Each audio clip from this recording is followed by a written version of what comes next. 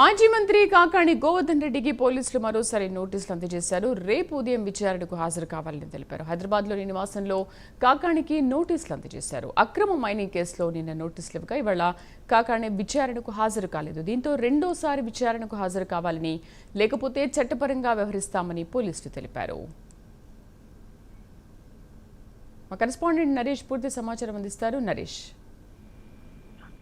మొత్తానికి మాజీ మంత్రి కాకానికి మరోసారి నోటీసులు జారీ చేశారు. అయితే రేపు ఉదయం 11 గంటలకి మరోసారి హాజరు కావాలని చెప్పి ఇటు కాకాని గోవర్ధన్ రెడ్డికి హైదరాబాద్ లో తన నివాసానికి పొదలకూరు పోలీసులు వెళ్లడం జరిగింది. సో మొత్తానికి హైదరాబాద్ లోని కాకాని నివాసం నోటీస్ ఇచ్చినటువంటి పోలీసులు ఆయన అక్కడ లేకపోవడంతో ఆయన సోదరుడు అయినటువంటి కజిన్ బ్రదర్ కి అక్కడ ఇవ్వడం జరిగింది. అక్రమ మైనింగ్ కేసులో ఇవాళ విచారణకు హాజరు కావాల్సినటువంటి పరిస్థితిలో 11 గంటలకు ఆయన రాకపోవడంతో ఇటు హైదరాబాద్ లో ఉన్నట్టుగా పోలీసులు అక్కడ వెళ్లడం జరిగింది. సో అక్కడికి వెళ్ళిన తర్వాత కాకాని గోవర్ధన్ రెడ్డి అక్కడ లేకపోవడం, అదే విధంగా పోలీసులు అక్కడ వాళ్ళకి రేపు ఉదయం ఖచ్చితంగా కూడా రూరల్ డిఎస్పీ కార్యాలయానికి విచారణకు రావాలంటూ కూడా చెప్పడం జరిగి వెనుదిరిగారు. అయితే మొత్తానికి మనం చూస్తే ఇక్కడ వైఎస్ఆర్ సిపికి సంబంధించినటువంటి నాయకుల్లో ఒక ఆందోళన అయితే కొనసాగుతున్నటువంటి పరిస్థితి కనపడతా ఉంది.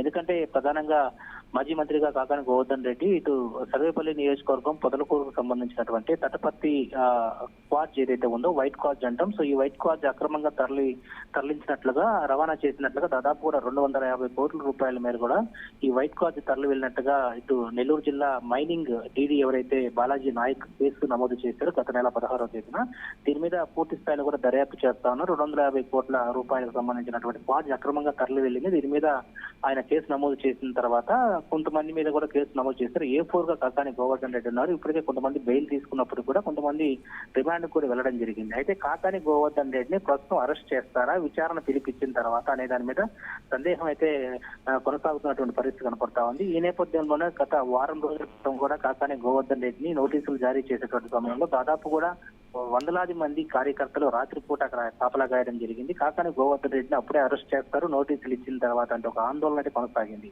అయితే ప్రస్తుతం నోటీసులు జారీ చేసిన తర్వాత రేపు విచారణకి కాకాని గోవర్ధన్ రెడ్డి రాకపోతే చట్టపరమైనటువంటి చర్యలు అయితే తీసుకుంటామని చెప్పి ఒకవైపు ఇటు పోలీసులు మాత్రం వ్యక్తపరుస్తున్న పరిస్థితి కనపడతా ఉంది. మరి రేపు 11 గంటల వరకు కూడా వేచి చూడాల్సిన పరిస్థితి కొనసాగుతున్న పరిస్థితి ఉంది.